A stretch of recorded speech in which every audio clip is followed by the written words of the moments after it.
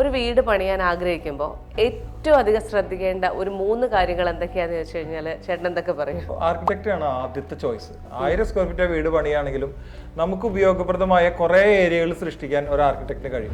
100 hours every work is done എന്നുള്ളത് അതെന്താ സംഭവം? ഇന്നിപ്പോൾ ഡിസൈൻ കിട്ടിക്കഴിഞ്ഞാൽ നാളെ നമുക്ക് ഒരു വീടിന് വേണ്ട, ഒരു 3000 സ്ക്വയർ ഫീറ്റ് വീടിന് വേണ്ട കസ്റ്റമൈസ്ഡ് ഫർണിച്ചറുകൾ ഇൻക്ലൂഡിങ് കിച്ചൺ വരെ ചെയ്യാൻ സാധിക്കും. നിങ്ങളുടെ വീടിന്റെ ഒരു ബെഡ്റൂം സെറ്റിന്റെ വർക്കൊക്കെ ഞങ്ങൾക്ക് ഒരു 7-8 മണിക്കൂറുകൾ കൊണ്ട് തന്നെ തീർക്കാൻ കഴിയും.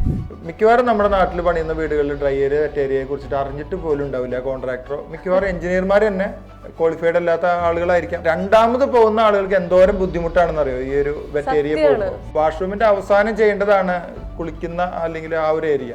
അത് ആദ്യം കൊണ്ടുവയ്ക്കുന്ന ഇപ്പോഴും കാണാം. നമ്മൾ ഇന്റീരിയർ ചെയ്യാൻ പോകുന്ന സ്ഥലങ്ങളിൽ അത് കാണാൻ പറ്റും. ഫെറോസിമെന്റിന്റെ കുറെ സ്ലാബുകൾ വാർത്തിടും വീടിനകത്ത്. ആ വീട് പിന്നെ ഒരിക്കലും ആ ബെഡ്റൂം മര്യാദയ്ക്ക് ആക്കാൻ പറ്റില്ല. സ്ത്രീകൾക്ക് നടുവേദന ഒരു 40 വയസ്സിലോ 35 വയസ്സിലോ സ്റ്റാർട്ട് ചെയ്യുന്നത് അയൺ ടേബിള് ഹൈറ്റ് അഡ്ജസ്റ്റ് ചെയ്യാത്തത് കൊണ്ടും കിച്ചന്റെ ടോപ്പ് കൃത്യമായ ഹൈറ്റിലും അല്ലാത്തത് കൊണ്ടാണ് മിക്കവാറും നടുവേദന വരുന്നത്, ഇവിടെ ബെൻഡ് വരുന്നത്.